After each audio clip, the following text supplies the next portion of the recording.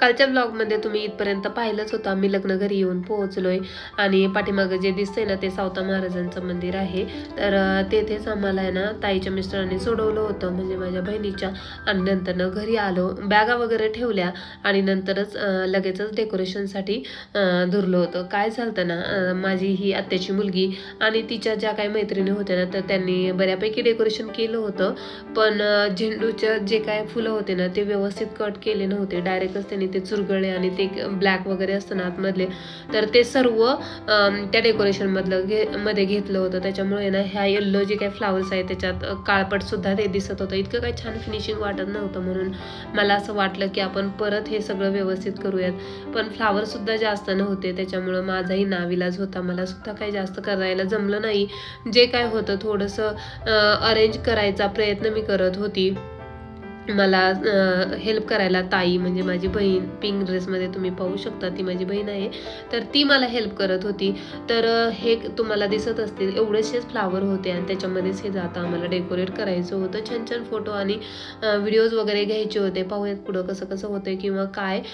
तर रिऊ आणि ईशान, हम्पी हे खेळायला लागले होते, मध्ये मध्ये येऊन ते पाहतसुद्धा होते. जस्ट चालू होतं आणि लगेच डेकोरेशन त्यांचं चालूच होतं. तर म्हटलं चला आपणही करूयात, कारण की जेव्हाही मी बँगलोरला डेकोरेशन करते ना, तर बऱ्यापैकी वेळेस म्हणजे मैत्रिणींचं असो किंवा माझं घरचं असो, तर डेकोरेशनचं काम माझ्याकडेच असतं. मैत्रिणी हेल्प करतात, पण बऱ्यापैकी पुढाकार मीच घेत असते. म्हणून म्हटलं चला आता काहीतरी इनोव्हेटिव्ह किंवा छान असं काहीसं करूयात. पण फ्लावरची कमी होती, त्याच्यामुळं इतकं काही छान मला जमलं नाही, पण जेही होईल ते मी केलं. रियान आणि हम्पी तुम्ही पाहू शकता पाठीमागे त्यांची कशी मस्ती सुरू झाली आहे. आणि संध्याकाळी म्हणजे आजच्या पहिल्याच दिवशी रिऊने काही पराक्रम करून ठेवलाय, तेही तुम्हाला सांगते पुढे जाऊन. तर अशा प्रकारे हे डेकोरेशनचं काम माझं आणि माझ्या बहिणीचं सुरू आहे इथे. चला फायनल लुकसुद्धा तुम्हाला दाखवते. तोपर्यंत आमचं कसं डेकोरेशन सुरू आहे ते तुम्ही एन्जॉय.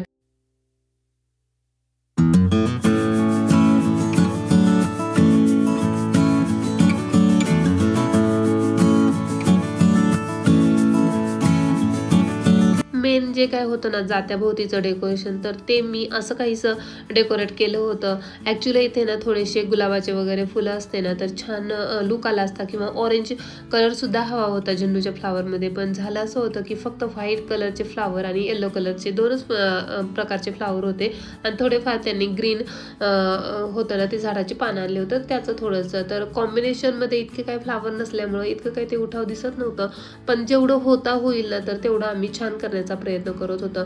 हे डेकोरेशन तर केलं होतं पण अजूनही कमी वाटत होती. म्हटलं चला कुणालचं नाव सुद्धा टाकूयात. आज आहे कुणालचा घाना आणि बांगड्याचा प्रोग्राम, तर म्हटलं चला कुणालचा घाना असं काहीतरीच आपण नाव टाकून थोडंसं आणखीन डेकोरेशन करण्याचा इथं मी प्रयत्न करत होती, जेणेकरून ते छान दिसेल आणि थोडंसं अट्रॅक्टिव्ह सुद्धा वाटेल पाहायला सुद्धा. आणि या फोटोज वगैरे व्हिडिओज वगैरे घ्यायला कुणाला आवडत नाही. डेकोरेशन वगैरे झाल्यावरती सर्वच तर छान छान फोटो वगैरे काढणार होते आणि आम्ही सुद्धा काढणार होतो. लग्नाला तर आलो होतो, मस्त एन्जॉय करायचा. कामही जमेल तेवढी करण्याचा तर प्रयत्न करणार होतो, कारण की रिऊ, ईशान म्हणजे ईशान नाही पण रियान थोडासा छोटा असल्यामुळं ना त्याचं सुद्धा खूप असतं पाठीमागे. तर जेवढं होता होईल पॉसिबल तर तेवढं तर करणारच होतं. इथं मी कुणालचा घाना असं काही जे नाव टाकते ना, तर हे माझे वडील आले आणि तेही बसले, तर ते मला सांगत होते अगं असं नाही असं कर वगैरे म्हणून. तर ह्या काय मेमरीज आहे ना, तर ते माझ्यासाठी खूप खास आहे. पहिल्यांदाच मी असं ब्लॉगिंग वगैरे करते आहे आणि गावाला आली आहे, तर ते म्हणजे कुणालच्या लग्नाच्या वेळी. आता इकडे आहे ना हळद फोडण्याचा पण प्रोग्राम स्टार्ट झाला होता.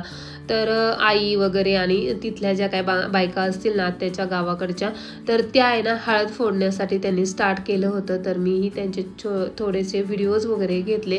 आमचं डेकोरेशनचं काम तर तिकडं पाहू शकता पाठीमागे कंप्लीट झालं होतं.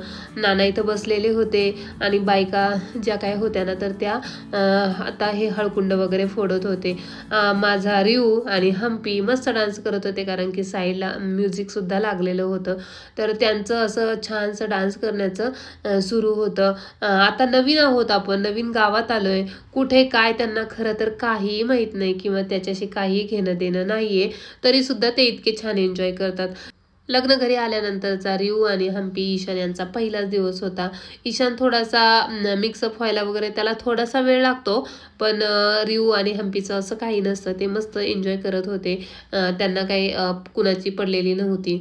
तर माझी बहीण आणि ह्या ज्या आहे ना, ह्या आत्या एकमेकींना हळदी कुंकू वगैरे लावता. इकडं आई वगैरे माझ्या आत्याच्या मुली ज्या काय होत्या ना, तर त्या आहे ना हळकुंड म्हणजे फोडताय. जो काय हळद फोडण्याचा म्हणजे हळकुंड फोडण्याचा जो काय प्रोग्राम आहे ना, तो आता स्टार्ट झाला होता. तर मला सुद्धा हा कुंड वगैरे ते फोडायचे होते. छान छान व्हिडिओज वगैरे घ्यायचे होते. म्हणून म्हटलं चला आता कुणाच्या तरी हातात आपण कॅमेरा देऊयात आणि तोही मोमेंट जे काय आहे ना, तर तेही आपले कोणीतरी कॅप्चर करेल असं माझं काहीचं होतं. म्हणून माझंही थोडंसं सुरू होतं की यार चला कोणीतरी यायला पाहिजे पटकन. तर मी त्या आत्या आहे ना त्यांच्याकडे गेली आणि त्यांना विचारत होते की तुम्ही माझ्याशी म्हणजे बोलल्या का नाही, किंवा तुम्ही मला ओळखलं वगैरे आहे की नाही. तर तेव्हा सांगत होत्या अगं मला असं वाटलं की तुझी बहीण आहे ना, म्हणजे हीच नेहमी इकडे यायची लोणीला आणि तुला मी ओळखलंच नाही. असं बापरे, म्हणजे वयोमानानुसार ना असं होत असतं. तर चला असू द्या, काही हरकत नाही. तर मी त्यांना हळदी कुंकू वगैरे लावलं आणि त्याही हसत होत्या अगं खरंच मी तुला ओळखलं नाही. खरं तर आमची ही भेट मला तरी असं वाटते 7-8 वर्ष तर होऊनच गेले असतील ऑलमोस्ट तेव्हा झालेली. म्हणजे माझ्या लग्नानंतर मला आठवतच नाही, मी लोणीला गेलीच नाही. ऑलमोस्ट आता 10 वर्ष होतील आमच्या लग्नाला. तर मला असं वाटते 10 वर्षसुद्धा झाले असतील की आम्ही भेटलो नाही. तर छान अशा त्यांच्याशी गप्पा वगैरे मारल्या आणि नंतर ना हळद फोडायचं होतं मला, म्हणून तिथंच थोडीशी जागा केली आणि तिथेच मी हळद फोडण्यासाठी बसली होती.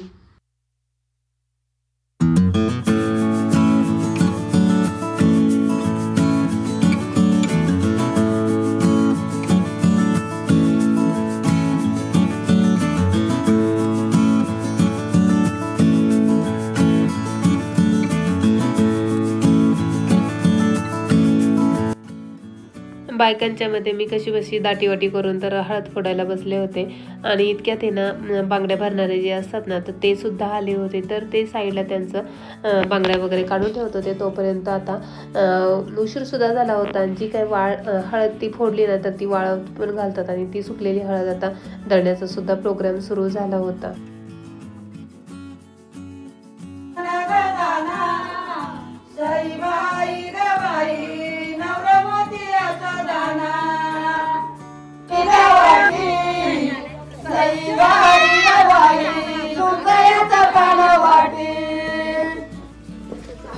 नवऱ्याची नवर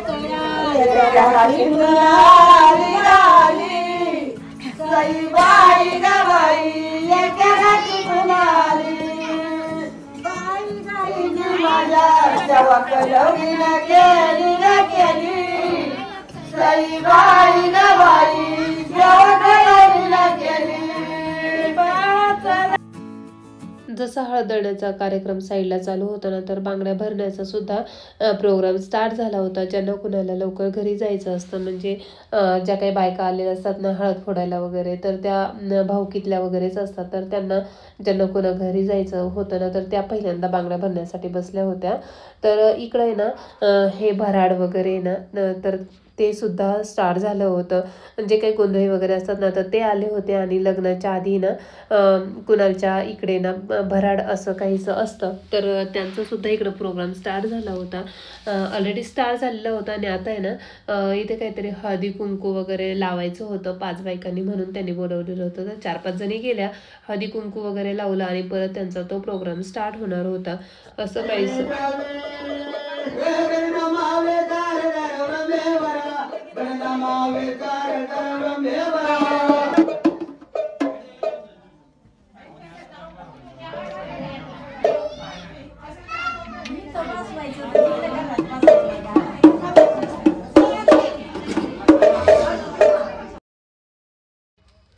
हळद फोडणे परत दळणे हे सुद्धा प्रोग्राम झाले होते बऱ्यापैकी. ते तर आवरलंच होतं आणि ना आता वेळ होती ती म्हणजे बांगड्या भरण्याची. बऱ्यापैकी बायका बांगड्या वगैरे भरून गेल्या होत्या. तर आमचाही टर्न आला होता. चला म्हटलं आपण सुद्धा बांगड्या भरून घ्याव्यात, कारण की ते कासार लोक होते ना, तर ते आता रिकामे झाले होते. त्यांना आता कोणी नव्हतं बांगड्या भरायला. तर आत्या वगैरे बोलल्या की तुम्ही सुद्धा आत्ताच बांगड्या वगैरे भरून घ्या, जेणेकरून आहे ना बाकीच्या बायका जर आल्या तर मग त्यांना ते भरतील आणि परत जास्त काही गर्दी नको तिकडे म्हणून. तर आता हे भराड वगैरे म्हणजे गोंधळी ना त्यांचा ऑलमोस्ट प्रोग्राम संपत आलेला. तर शेवटी ना आरती वगैरे करायची होती म्हणून त्यांनी 5-6 बायकांना 5 किंवा 7 बायकांना वगैरे असं बोलवलेलं. तर आम्ही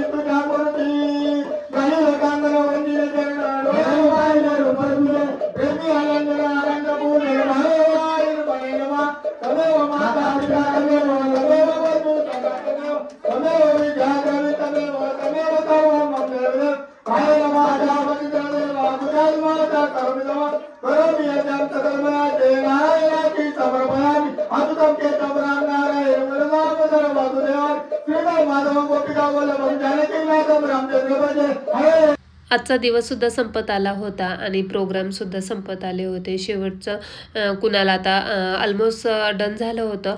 तर कुणाली पाया वगैरे पडून घेतला आणि नंतरनं हा प्रोग्रामचा शेवटसुद्धा झाला. माझ्या आईला जायचं होतं घरी म्हणून आत्या तिला हळदी कुंकू वगैरे लावती आहे आणि ती आता घरी जाणार होती आणि डायरेक्ट लग्नाच्या दिवशी किंवा आदल्या दिवशी यायचं असं तिचं कन्फर्म झालं होतं. रियानला मी सांगितलं की रियान काहीतरी पराक्रम करून ठेवलंच. तर तेच मी तुम्हाला सांगते आणि आधी सांगितलं होतं की रियानी काहीतरी केलंय आज मोठा असा पराक्रम. म्हणजे त्याने ठेच लागून घेतली आणि इतकं रक्त वगैरे गेलेलं ना. तर त्याचा पायाचा अंगठा म्हणजे त्याला आता पाय खाली सुद्धा टेकू देत नव्हतं म्हणून त्याला मी घेऊन चालले होते. कसं बसं त्याला ना समजत होते की हे पाहू आपण ते पाहू असं करत तो जरा बऱ्यापैकी शांत झाला होता. आणि आम्ही आलो होतो दूध डेअरीमध्ये म्हणजे कुणालची चुलती तर त्यांच्यासोबत आलो होतो. ज्या आत्या ज्यांनी मला ओळखलं नव्हतं त्याच त्या. तर असं काहीसं आलेलो आणि आम्हालाही पाहायचं होतं ते कसं दूध हे करतात एकत्र वगैरे करतात, काय त्यांची प्रोसेस असते, ते कसं साठवून वगैरे ठेवतात असंही आम्ही विचारत होतो त्यांना. आणि तेही मस्त खरं तर सांगत होते. त्यांनी पहिल्यांदा आत्याने जे काही दूध आणलं होतं ना ते असं छान असं गाळून घेतलं. ते एका ह्या मोठ्याशा टँकमध्ये जातं आणि त्या टँकमधून ते परत खालच्या टँकमध्ये जातं आणि त्या खालच्या टँकमधलं दूध वरती जे काय मोठी टँक होती त्यामध्ये ते मोटरने सोडतात असं काहीसं सांगत होते. आणि हे आत्याचं दूध वगैरे त्यांनी घेतलं आणि त्यानंतरनं खरंच त्यांनी खूप छान असं एक्सप्लेन केलं की आम्ही कसं दूध एकत्र करतो, ते कोणत्या टँकमधून कसं ते गाळून वगैरे मेन टँकपर्यंत पोहोचतं.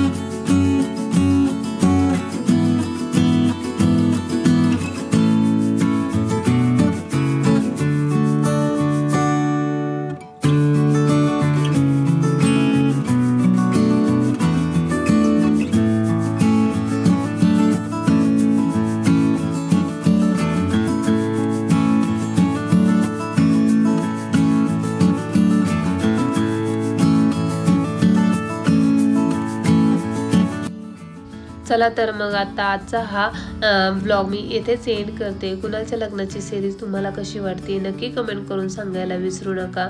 तर आज होता घाना बांगड्या आणि हळदचा प्रोग्राम, तर तोही मस्त झालेला होता. तर छान छान फोटोज व्हिडिओज मी इथे ॲड केलेले आहे जेणेकरून तुम्हालाही समजेल की कुणालच्या घाना बांगड्यासाठी जे कोण माझ्या ओळखीचे होते ना तर त्यांचेच फोटो मी इथे ॲड केलेत. तर असा होता मस्त असा हा प्रोग्राम झाला होता. चला भेटूया अशा नेक्स्ट व्लॉगमध्ये आणि इंटरेस्टिंग व्लॉगमध्ये.